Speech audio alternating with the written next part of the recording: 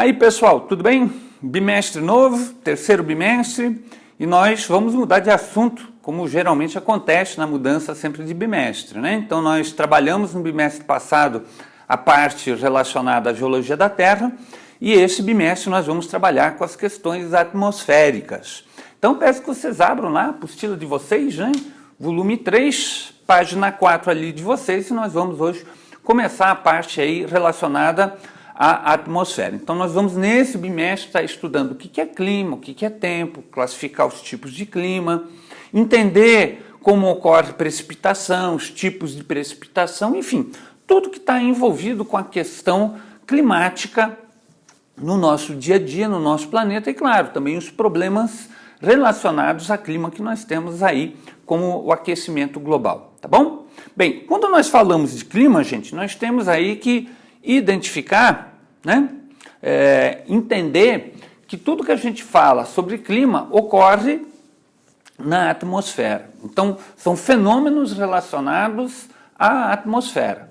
A gente viu a litosfera, que é o meu conjunto de rochas, e agora nós vamos ver a atmosfera, que é o meu conjunto de gases, tá?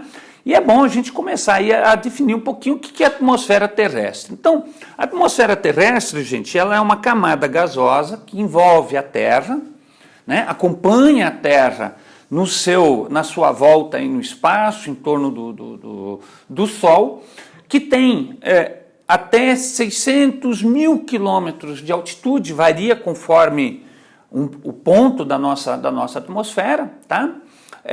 E que envolve o nosso planeta, certo? Essa camada gasosa, ela é responsável por algumas coisas importantes para nós aqui na superfície, tá bom?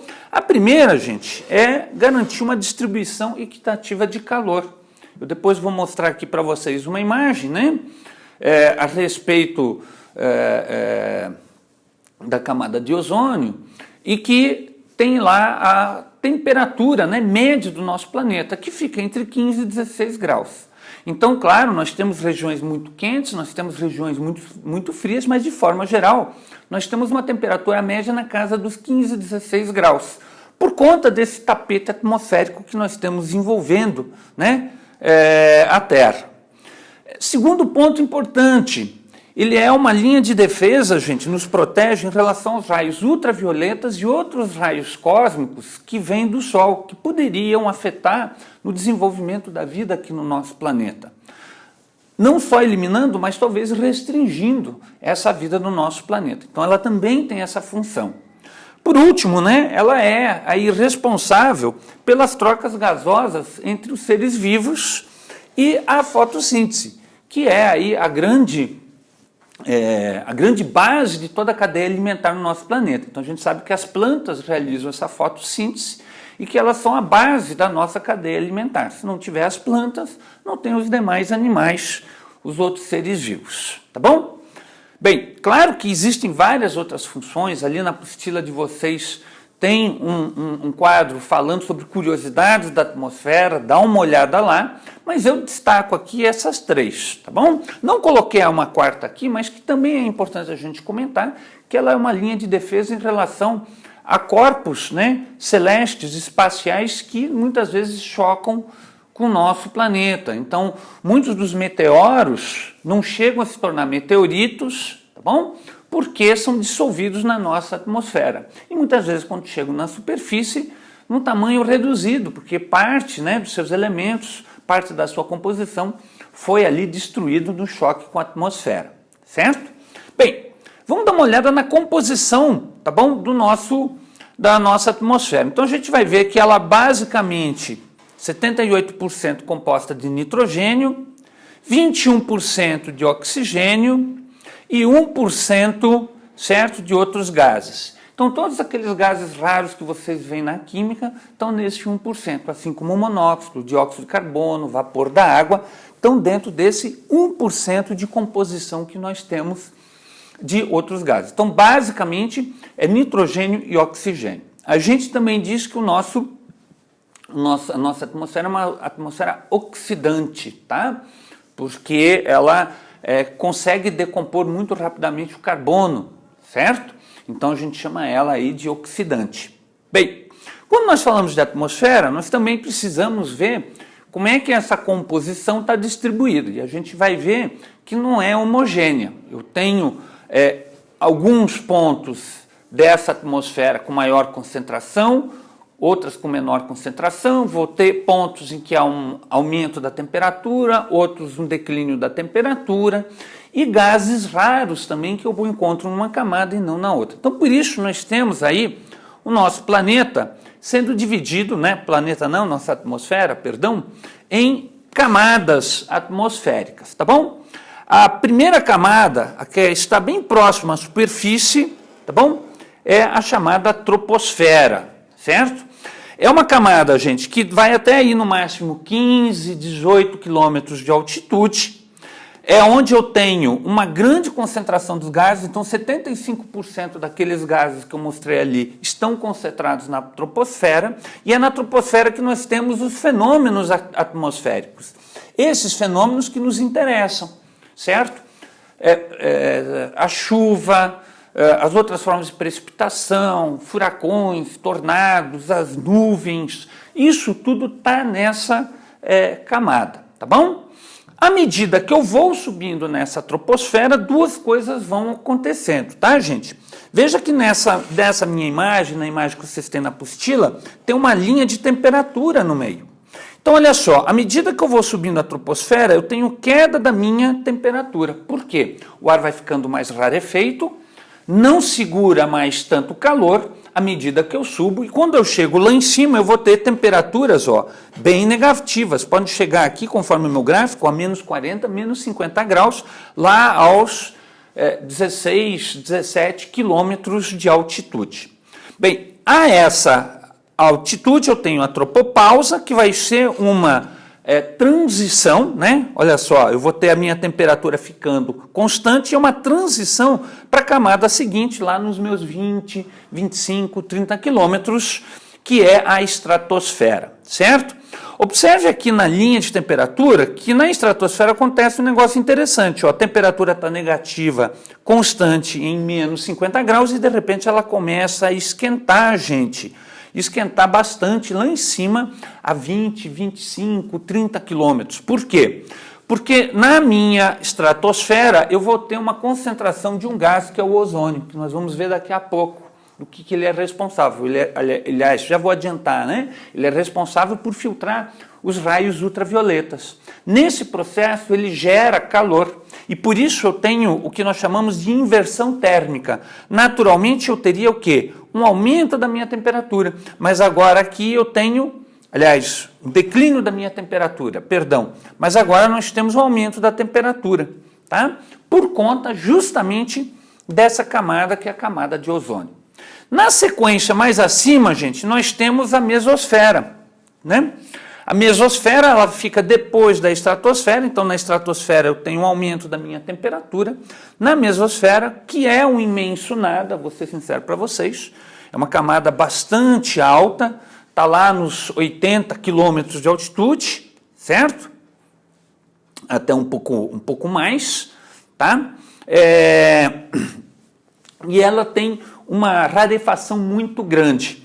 Então, nós não temos aqui muita capacidade justamente de retenção de calor. Por isso que a minha temperatura volta a cair, certo? Mais acima eu tenho a termosfera, que já está falando o nome, começo a ter o aquecimento e entro na chamada ionosfera.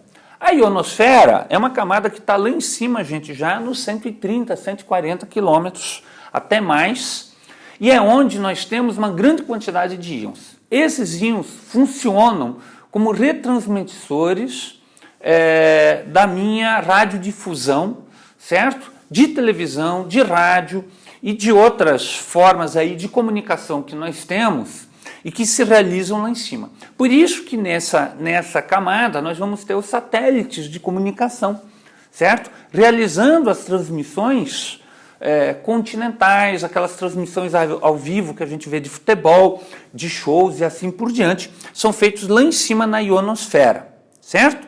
Quando nós chegamos na casa, lá em cima dos 300, 400 quilômetros, eu vou ter a última camada, que é a exosfera. A exosfera, ela vai até uns 600 mil quilômetros, é o contato com o espaço sideral, é onde eu tenho uma rarefação total dos meus gases, então já não tenho mais muitos gases, certo? E é justamente aonde você tem ali instalado, muitas vezes, as estações espaciais, onde você tem lá os astronautas, muitas vezes, chegando, vocês veem as imagens, certo? É nessa camada bem externa e que é a transição para o meu espaço sideral, tá bom? Bem, dentro dessas camadas, eu quero aqui destacar, e está ali destacado na apostila de vocês, a questão na estratosfera relacionado ao ozônio, tá? O ozônio, gente, ele é um gás raro. Então, deixa eu mostrar aqui para vocês, certo? Como é que o ozônio ele é composto, né? Dúvidas maiores sobre isso, fala lá com os professores de química que vocês têm. Então, o ozônio, gente, ele é interessante. Ele é, na verdade, uma molécula, né, com 3 átomos de oxigênio. Essa ligação ela é estranha, ela não é normal. E como é que ela se dá? O ozônio ele se forma, gente, quando nós temos descarga elétrica. Então, quando nós temos os temporais, ali é que eu vou ter a formação do ozônio. Eu tenho uma descarga elétrica, parte uma molécula de oxigênio, que tem 2 átomos, cada um vai buscar, gente, ligação com outro átomo, outros 2 átomos de oxigênio, tá? E aí forma-se o ozônio, que são 3 moléculas de oxigênio, certo? O ozônio é muito usado aí para sistemas também de refrigeração, né? Então, o ozônio você vai encontrar muitas vezes em alguns sistemas de refrigeração. É um gás perigoso para a gente inalar, tá, gente? A gente não pode inalar muito o ozônio, não, certo? Esse ozônio, ele está numa camada que é justamente a minha estratosfera, tá? Então, lá em cima na estratosfera, uns 20, 23 quilômetros, eu tenho essa camada. O ozônio, ele faz um processo, daqui a pouco eu vou mostrar para vocês, de filtragem dos meus raios ultravioletas. Qual é o problema que nós temos hoje? Nós temos o que nós chamamos de buraco na camada de ozônio, tá? Não é exatamente um buraco, gente, é uma diminuição da espessura do ozônio. Então, ele vai filtrar menos. E aonde é que esse buraco, essa falha está maior? Nas regiões polares, na Antártida e no Ártico. Por que isso? Como eu falei para vocês, a espessura da minha atmosfera ela varia. Então, nos polos, ela é menos espessa, tá, do que na linha do Equador. E ali, a diminuição do ozônio vai fazer justamente o estrago grande. Por quê? O ultravioleta chega em cima dessas áreas geladas e vai acelerar o processo de derretimento das calotas polares. Então, com a camada de ozônio, eu tenho um risco da elevação do buraco da camada de ozônio, eu tenho um risco na minha elevação do nível dos mares e oceanos, tá bom? Quem é que provoca esse problema? O chamado clorofluorcarbonato, tá bom, gente? CFC. Por favor, não é Curitiba Futebol Clube, né? Isso é uma outra, mas é o meu clorofluorcarbonato. Então, por favor, não confundam isso aqui com coxa, tá bom?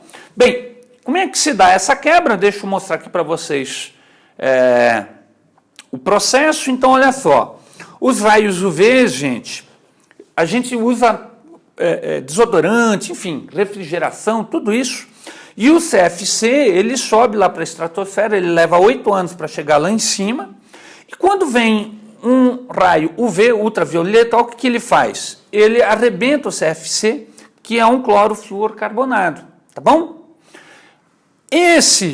Essa molécula de cloro vai fazer um efeito em cadeia, batendo, né, no meu ozônio, fazendo uma composição de oxigênio com cloro, óxido de cloro, e aí eu vou ter justamente uma série de processos de cadeia de o cloro ir batendo no ozônio e decompondo. Qual é o resultado final? Esse ozônio passa a ser uma molécula de oxigênio e o cloro volta novamente a estaca 1, fazendo essa reação constantemente. Então é dessa forma que eu vou ter a destruição ali, a diminuição da espessura da minha camada de ozônio, tá bom? Bem, gente, deixa eu ver se nós temos mais um slide. Bem, para conter essa camada de ozônio, tá, gente? Nós temos aí o chamado protocolo de Montreal, né? Para conter não a camada de ozônio, mas o buraco na camada de ozônio. a humanidade aí resolveu fazer um protocolo, que é o protocolo de Montreal, dá uma lida ali na apostila de vocês, mas foi um acordo assinado em 87, que vale até o ano de 2065, no sentido de substituir os clorofluorcarbonatos, né, nos sistemas de refrigeração por outros sistemas, outras formas que não provoquem justamente o aumento desse buraco na camada de ozônio. Ele foi assinado em 89, certo? Chegou-se ao fim das negociações em 87, mas ele vai ser assinado em 89 e está aí em vigor, né? Se eu não me engano, só a China ainda é o lugar em que nós temos aí os clorofluorcarbonados sendo utilizados, mas no restante do planeta nós temos aí uma redução. E mesmo na China, hoje está se buscando soluções, né, de refrigeração que não use os CFCs, certo? Gente, vou parar aqui por hoje, certo? Dá uma lida lá na apostila, também depois veja alguns exercícios relacionados, tá bom? Para a gente ter para vocês aí poderem aprofundar no conteúdo de vocês, tá bom? Um abraço, gente, até a próxima aula.